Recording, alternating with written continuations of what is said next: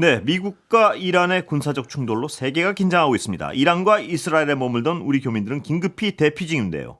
국회 외교통일위원회 소속 국민의힘 김건 의원과 이야기 나눠보겠습니다. 어서 오십시오. 안녕하세요. 건강한 정치 김건희입니다. 예, 김 의원님은 외교부 오래 나가셨고 외교부 다니셨고 네네. 외교 전문가라고 하실 수 있죠? 예. 35년 동안 외교관 생활했습니다. 예. 그 중에 전공은 어느 쪽입니까? 지역은? 뭐 여러 군데 했는데요. 주로 예. 이제 미국, 중국, 그다음에 예. 북한 문제를 오래 한 것 같습니다. 아, 그러시면 오늘 뭐 여러 질문을 드릴 수 있을 것 같은데요. 네. 일단 지금 교민 대피 문제나 혹은 관광객들 나가시 계신 분들 방법이 뭡니까? 이럴 때 어떻게 해야 됩니까? 지금 약간의 어떤 인프라나 지금 우리 비행기 보내기도 쉽지 않은 것 같고 네네. 어떤 상황이라고 판단하십니까? 그러니까 지금 이제 모든 수단을 동원해야 되는 예. 거죠. 근데 보통 가장 저희가 가능한 거는 버스 타고 국경을 넘거나 아니면은 이제 선박으로 나오거나 이런 것들이 그 가능한 옵션들입니다. 근데 이제 비행기는 좀 어렵군요. 비행기는 지금 뭐 공항이 정지된 데가 네, 많으니까요. 근데 이제 이럴 때 지금 우리 각 공관들이 다 예. 계획을 갖고 있습니다. 아, 그래요? 예. 그래서 공관들하고 연락을 하셔가지고 예. 뭐 이미 보도가 났지만 그 이란에 계신 교민 24분은 예. 그 임차 버스 편으로 해가지고 투르크메니스탄으로 나왔거든요. 그런 식으로 지금 필요한 대피들을 그 보통 잘 안 나가시려고 그럽니다. 저희가 해보면 왜 그렇죠? 왜냐하면 삶의 터전이 거기 그렇죠. 있기 때문에. 예. 그래서 좀 공간에서 이렇게 좀 대피를 하자고 연락을 하면 적극적으로 좀 응해 주시면 좋을 것 같습니다. 예. 교민들은 하여튼 좀 적극적으로 응해 주셔야지 될 것 같고요. 안전을 위해서. 예. 뭐 관광이나 이런 어떤 일 때문에 가신 분들은 빨리 나오려 그럴 거 아닙니까? 그렇습니다. 그러면 이제 빨리 이제 최선 뭐 항공편 있으면 항공편, 버스편 버스편 다 찾아가지고 공간하고 긴밀하게 협조하시면서 대피를 하시면 되겠습니다. 정부 대책에 지금 뭐 약간 지적할 부분이랄까, 혹은 아쉬운 부분이 있습니까? 혹시 보시기에? 사실은 이미 이제 이 상황이 그 이란에 이제 미국의 그 전력이 결집하고 이럴 때 제가 한번 점검을 했었습니다. 그래서 이제 담당 외교부 국장이 와서 이제 이런 대피 계획을 잘 세워놨느냐 그러니까 잘 세워놨다고 하더라고요. 그래서 이제 뭐 제 옛날 경험도 얘기해주고 하면서 했는데 보니까 그 요번 지금 24명 나온 거 보니까 미리 계획을 갖고 좀 했구나 해서 지금은 대응을 제대로 하고 있는 것 같습니다. 그 앞으로도 무사히 다 어떤 무리 없이 나올 것으로 믿고 계신가요? 이 시스템 자체는 지금? 뭐 시스템 자체는 갖춰놓은 것 같습니다. 지금 뭐 거의 2만 그 지역에는 2만여 명의 우리 국민들하고 뭐 비상 연락망도 했다고 하는 거 보니까 그렇지만 결국 뭐 이런 사태에서는 무슨 일이 언제 어떻게 있을 수 없는 거라서 이제 우리 국민 그 개별적으로도 항상 좀 주의하고 위험지역은 좀 피하고 그다음에 공간하고 계속 연락을 취하고 이럴 필요가 있을 것 같습니다. 외교부의 방침에 적극적으로 협조하는 것이 가장 중요하겠군요. 지금 그렇습니다. 네. 외교부에서는 어떤 대책을 분명히 치밀하게 마련하고 있을 거고요. 그렇습니다. 자, 정세에 대해서 여쭤보겠습니다. 지금 어떻게 판단하십니까? 이 이란 전쟁. 처음에는 사실은 저 트럼프 행정부에서 그 출구 전략이라는 게 잘 안 보였습니다. 그래서요. 그래서 와 이거 장기화되는 거 아니냐 생각했거든요. 왜냐하면 트럼프 대통령이 분명히 그 레짐 체인지, 그러니까 이제 그 체제 교체 뭐 이런 말을 했거든요. 근데 체제 교체를 하려면 지상군이 투입돼서 점령을 해야 되는데 그런 계획은 없고 그러니까 이거 어떻게 되는 거지 이렇게 해서 이거 뭐 제대로 안 되고 장기 전화되는 거 아니야 그랬는데 어제 그 루비오 국무장관하고 헥세스 국방장관이 나와서 하는 얘기를 보니까 그 체제 교체 부분은 이제 좀 물러서고 정확하게 자기들이 달성할 목표를 얘기하더라고요. 뭡니까? 그거는 이제 이란으로부터의 위협 해소라는 겁니다. 그래서 그러니까 이란의 해군력, 그다음 미사일, 그다음에 핵무기, 그다음에 지도부 재건 지금 하지 않았습니까? 그렇게 이제 세 가지 군사 능력을 없애면 그러니까 이란의 위협이 해소되는 거죠. 그래서 이제 거기에 필요한 공습을 외과적인 공습을 당분간 해나가면 결국은 위협이 해소가 되면 아마 이제 트럼프 행정부는 승리 선언을 하고 빠져나올 것 같고. 근데 그게 전략적으로 쉽게 가능한 목표인가요? 보시기에 어떻습니까? 그러니까 그거는 사실은 뭐 달성 가능하다고 생각합니다. 그래요. 왜냐하면 지금 뭐 저 미국 발표에 따르면 성과적으로 그런 게 진행되고 있고 뭐 해군 함정들도 거의 다 파괴됐다는 거지 않습니까? 그렇게 되면 탄도 파괴한 겁니까? 지금 계속 하고 있다고 하고요. 그다음에 무력화시킬 수 있다고 판단하는 거죠. 지금. 그렇습니다. 계속 이렇게 하게 되면 핵도 마찬가지로 무력화시킬 수 있다고 판단하는 거고. 핵은 사실은 작년 6월에 B2 폭격기가 가서 다 무력화시켰다고. 영어로 obliterate 예. 이미 뭐 다 예. 없앴다 이렇게 얘기했거든요. 근데 지금은 이제 그 뭐 추가적으로 남아 있는 그런 것들을 하는 걸 거고요. 그렇게 하면 뭐 상당 기간 동안 이란이라는 나라가 뭐 위협이 될 수가 없는 거죠. 그런 상태를 만들겠다는 목표를 하는 거니까 그거는 뭐 가능할 수 있겠다 이런 생각이 듭니다. 예. 그럼 그 전략적 목표를 달성하면 네. 협상 가능하다고 보시는 건가요? 지금 이란 왜냐하면 이란의 지도부라는 것이요. 어떤 분들은 어떤 전문가들은 지금 한 명 제거한 것이 오히려 더 악화시킬 수도 있다. 그게 어떤 레짐 체인지가 아닌 이상 계속 그 밑에 더 강경한 사람들이 들어서고 지도부 교체라는 게 무슨 의미가 있겠는가 뭐 이런 말씀도 하기 때문에 제가 여쭤보는 겁니다. 뭐 그런 측면이 있습니다만은 일단 그런 위협을 제거하고 나면 이란의 새로운 지도부가 몸을 사립니까? 아니요, 아주 강경하다고 하더라도 수단이 없지 않습니까? 호르무즈 해협을 봉쇄하려면 해군력이 있어야 되는데 미사일이 있어야 되고 그게 없으니까 그런 능력이 당분간 위협이 안 되죠. 그렇지만 이제 장기적으로는 다시 문제로 떠오를 수 있기 때문에 그렇지만 지금 뭐 트럼프 행정부가 이걸 길게 끌고 갈 수는 좀 없는 상황이라서 단기적으로 그렇게 하고 일단 성공을 발표하고 그다음에 이제 또 다음 단계를 보지 않을까 그럴 가능성이 있을 것 같습니다. 일단 두 가지 질문이 떠오르는데요. 단기적으로 이 목표를 달성하고 그 단기는 어느 정도를 최대 맥시멈 보십니까? 지금 보시기에. 지금 여러 가지 나오는 건 뭐 4주, 6주 뭐 이런 얘기들이 나오고 있는데 제 생각에도 4월에 트럼프 대통령이 이제 중국을 가야 되니까 뭐 그 전에는 좀 이걸 정리를 하지 않을까. 그러니까 길게 보면 6주 이내는 대략 이 단기적 목표는 달성하려고 할 것이고 달성할 수 있을 것이다 이렇게 보시는군요. 지금대로 이제 순조롭게 작전이 진행된다면 이란 전자에 그렇게 이제 그러니까 처음에는 미국이 도대체 승산이 없는 걸 왜 하지? 이라크 전쟁 같은 수렁, 그러니까 퍼그마이어라고 하지 않습니까? 빠지는 거 아니야 이랬는데 지금은 조금 정리가 많이 되는 것 같습니다. 그 김 의원님도 약간 어떤 그 단기적 목표 달성에 대해서는 약간은 낙관하시는군요. 가능할 것이다 이렇게. 뭐 지금 또 하나는 또 하나의 요소는 이제 이란이 어떻게 대응하느냐인데 뭐 지도부가 제거된 거에 대한 반발로 엄청나게 강하게 대응을 할 텐데도 지금 그렇게까지 뭐 뚜렷한 대응이 없고 지금 대응 자체는 좀 미미합니까? 예상한 것보다? 제가 봤을 때는 미미하다고 생각하고 그다음에 이제 그 대응 자체가 좀 잘못됐거든요. 왜냐하면 지금 UAE라든가 다른 사우디라든가 카타르라든가 이런 여러 나라들의 민간 타겟을 대상으로 해서 하거든요. 그러니까 사실은 트럼프 행정부가 처음에 이 공격을 시작했을 때 국제사회 지지가 별로 없었습니다. 그런데 지금 주변국들 이 적으로 돌아서서 민간인들을 막 대상으로 하니까 본인들이 고립되는 상황이 됐다. 이란이 더 고립되고 그다음에 이 나라들이 또 이제 미국하고 또 협력하고 그다음에 영국, 프랑스, 독일도 처음에는 좀 미지근하다가 자기들이 지금 위협을 당하니까 또 이제 방어 조치를 취하고 전략적으로 좀 오판을 했다 이렇게 보시는군요. 그래서 이게 꼭 이란의 유리한 방법일까? 왜냐하면 아마 이란은 보복을 하면서 이스라엘은 뭐 아이언돔도 있고 그래서 잘 안 되니까 뭐 조금 약간 그 위약한 이 주변국을 대상으로 그렇게 한 것 같은데 그것도 좋은 선택인지는 전 잘 모르겠습니다. 미군 피해 상황에 대해서는 여러 가지 설이 있어서요. 뭐 본국 발표랑 또 이쪽 발표랑 다르고 어떻게 추정하십니까? 뭐 사망자가 있다고 해서 발표가 되고 있는데 아마 이제 그런 거를 속이지는 않을 겁니다. 그래요? 미국 그 공식 발표가 맞을 것이다. 그다음에 이제 그 러시아가 발표하는 거는 이제 그런 게 선전선동의 측면이 많지만. 뭐 미국은 뭐 언론이 계속 검증을 하고 민주주의 사회이기 때문에 그 숫자는 못 속일 것이다. 그래서 아무리 그 어떤 전쟁 상황이라도 그 숫자를 가지고 어떤 선전선동의 수단으로는 못 삼을 것이다. 그렇습니다.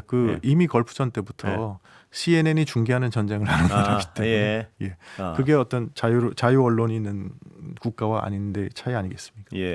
그래서 아까 두 번째 질문인데 단기적으로 한 6주면은 해소될 것이다 이 목표는. 그러니까 그 전에는 전혀 그렇게 안 보다가 지금은 저렇게 되면 혹시 그럴 가능성도 있겠구나 하고 이제 보고 있는 겁니다.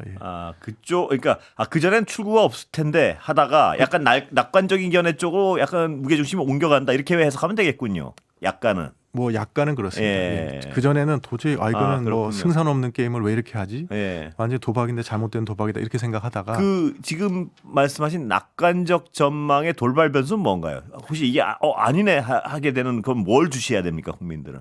그거는 이제 뭐랄까 목적 자체를 과도하게 잡으면 예. 근데 이제 그 수단은 없는 상황에서 예. 그렇게 잡으면 이거는 말이 안 되는 거죠. 그러니까 가령 예를 들어서 예. 리짐 체인지라는 목표를 계속 유지한다든가 예. 그러면 이건 아닌데 이렇게 예. 하는데 지금은 이제 그거를 이렇게 뭐 점점 줄여나가는 단계니까. 그래요. 예. 미국 이란의 입장에서의 대응에 좀 주목해 볼 필요는 없습니까? 무슨 말 여쭤보냐 하면은 네.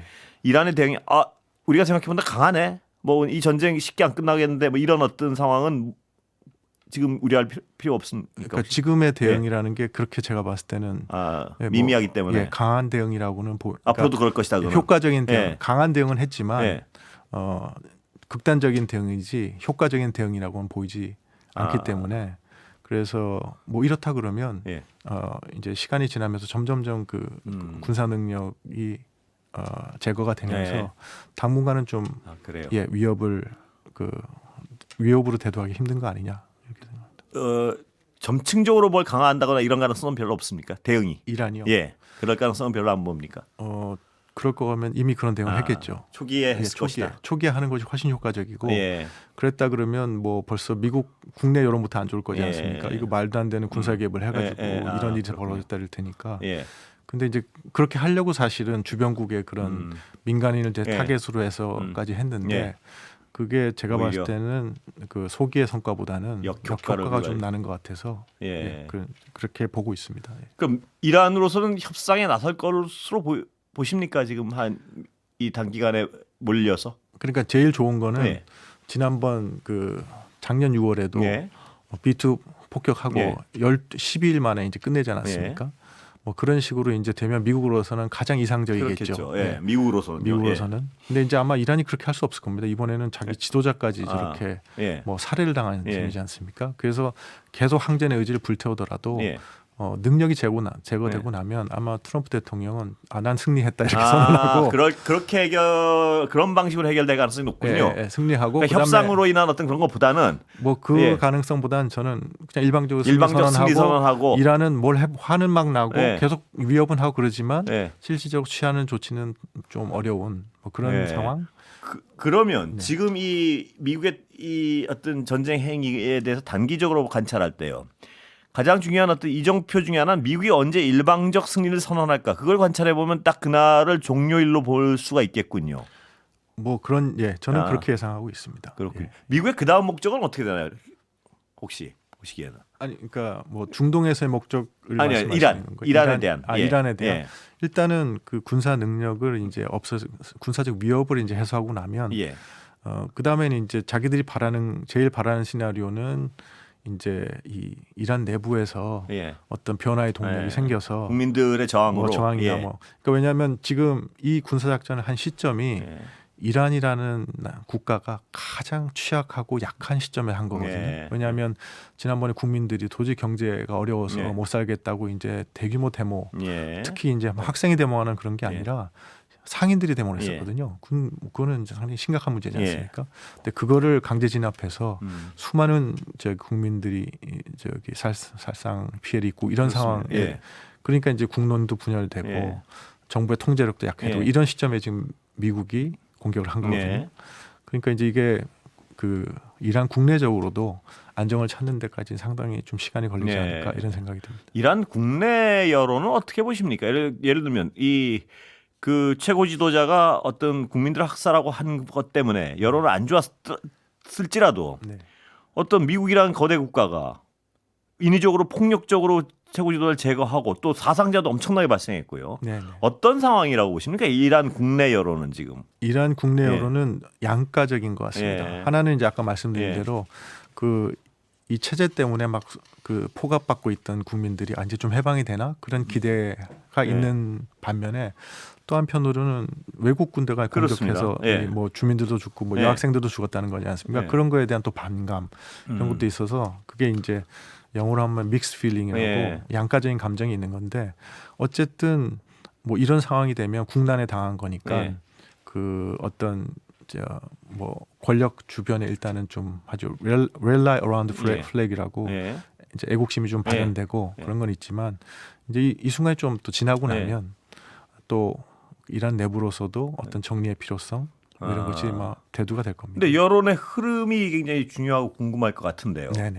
어느 쪽으로 갈 가능성이 크다고 예상하십니까? 뭐냐하면 제가 여쭤보는 거는 이란 내부에 그래 이제 우리도 민주화 쪽에 어떤 열망이 강해질 것인지 아니면 뭐 혹은 더 나가서 레짐 체인지에 대한 어떤 욕망이 더 강해질 것인지 국민들의 아니면 미국 이놈들 봐라 이쪽으로 더 강해질 것인지 그건 어느 쪽으로 가능성이 더 높습니까? 보시기에는 제가 그 미국의 이제 전문가들이 예. 하는 그 뭐 토론회를 봤는데요. 예.